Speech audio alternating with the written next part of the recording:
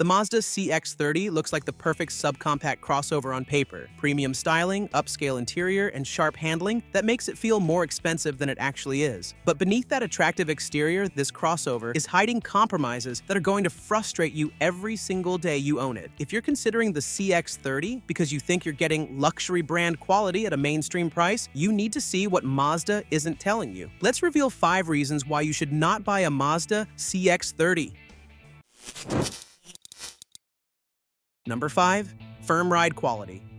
The CX-30's ride quality is going to test your patience on a daily basis. Yes, this crossover handles well on smooth roads with tight steering and sporty cornering. But Mazda engineered this suspension setup for driving enthusiasts. And if you're not one of those people, you're going to feel every imperfection in the pavement. Think about those deteriorating city streets you navigate every day. The ones with potholes that multiply after every winter, expansion joints that jar your coffee cup, and uneven pavement that makes you wince. Most subcompact crossovers filter out harsh impacts before they reach your body. The CX-30 breaks that contract. That firm suspension transmits every jolt straight to your spine, turning what should be a relaxing commute into an endurance test. Mazda tuned this suspension to appeal to enthusiasts who want a sporty driving experience. That's great if you're constantly seeking out twisty back roads. But for everyone else, people dealing with real-world infrastructure, gravel driveways, or poorly maintained parking lots, this firm ride is going to wear on you fast. Competitors have figured out how to balance sporty handling with the ride comfort. The Mazda 3, which shares the same platform, suffers from the same issue. Meanwhile, rivals like the Subaru Crosstrek and Honda HR-V deliver composed handling without punishing their occupants every time the road surface isn't perfect. If a comfortable daily driving experience matters to you, and for most people over 50, it absolutely does, this is going to be a deal breaker that becomes more annoying with every mile you drive. But the uncomfortable ride is just the beginning, because the CX-30's efficiency numbers are about to make those gas station visits even more painful.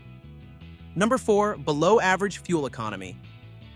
The CX-30's fuel economy is poor for a subcompact crossover. This is supposed to be an efficient, city-friendly vehicle designed for buyers who want to minimize fuel costs. Instead, Mazda is delivering fuel economy numbers that barely compete with much larger crossovers. The base 2.5-liter engine returns around 25 miles per gallon in the city and 33 miles per gallon on the highway. For a vehicle this size, those figures are borderline embarrassing. The Honda HR-V, which offers significantly more cargo space and a roomier interior, achieves 28 miles per gallon city and 34 miles per gallon highway. The Subaru Crosstrek matches or beats the CX-30 in fuel economy. Even the larger Mazda CX-5 isn't far behind these numbers, which raises an uncomfortable question. Why are you accepting subcompact fuel economy when you could get mid-size capability for nearly the same efficiency? If you opt for the turbocharged engine, your fuel economy drops even further to just 22 miles per gallon city and 30 miles per gallon highway. That's performance sedan territory, not what you'd expect from an entry-level crossover. For a subcompact crossover marketed as a smart, efficient choice, the CX-30's fuel economy is a massive letdown. And speaking of letdowns, wait until you see how little space you're actually getting.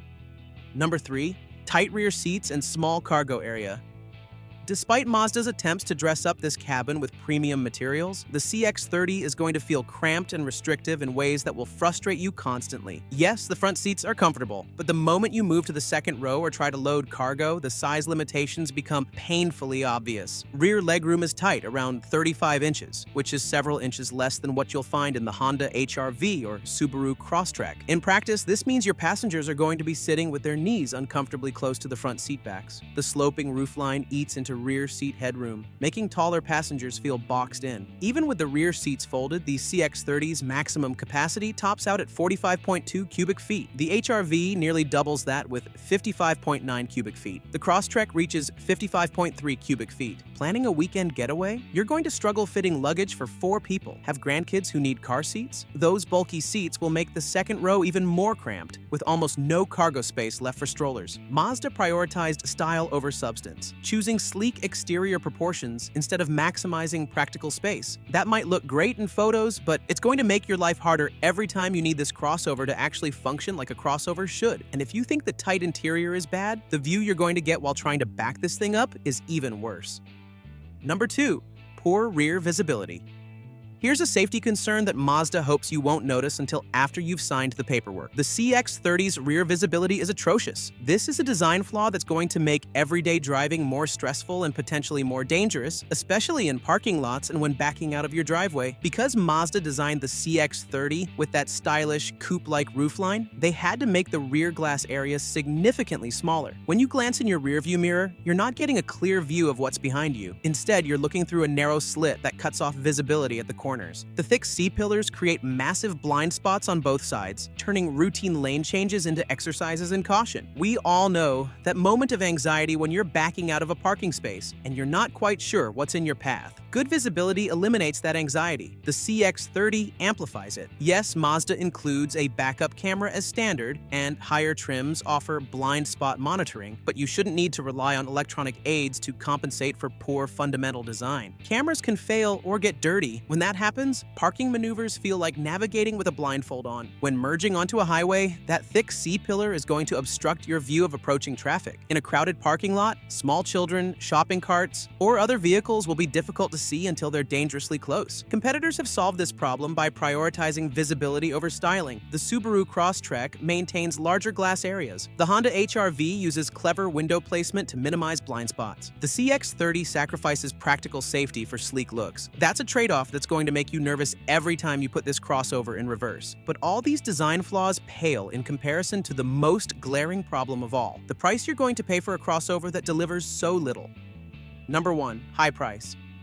The CX-30 is expensive for what you're actually getting. This is supposed to be an entry-level subcompact crossover attracting budget-conscious buyers. Instead, Mazda is pricing this crossover like a premium product, and the value proposition simply doesn't add up. The base CX-30 starts at around $25,000, which might seem reasonable until you realize how little you're getting. That entry-level model comes with front-wheel drive, an underpowered engine, and sparse standard features. Want all-wheel drive? That's extra. Want the turbocharged engine that actually makes this crossover feel adequately powered? That's only available on higher trims that push the price well into the $30,000 range. By the time you configure a CX-30 with the features you need, you're looking at a price tag approaching $35,000 or more. For $35,000, you could buy a significantly larger Mazda CX-5, which offers more interior space, better visibility, more cargo capacity, and nearly identical fuel economy. You could step up to the Honda CR-V or Toyota RAV4, both offering more room and better reliability ratings.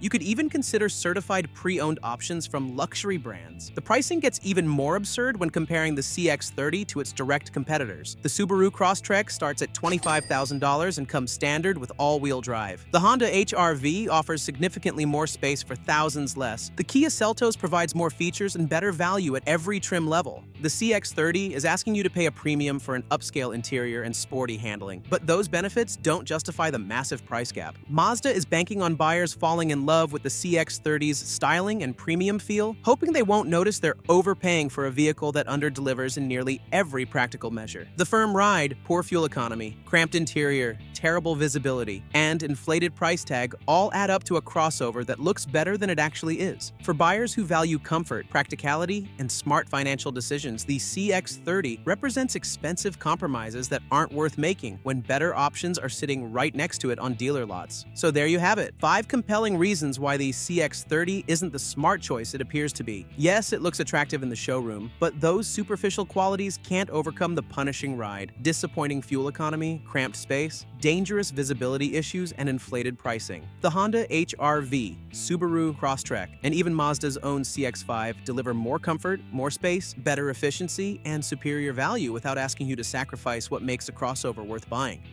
But the CX-30 isn't the only small crossover that sparks controversy with its drawbacks. Make sure to check out our video about the Buick Envista and the reasons why you should not buy it. Just like Mazda, it plays on a premium card, but a nice interior and fancy aesthetics can't compensate for disappointing ride quality and overall driving experience.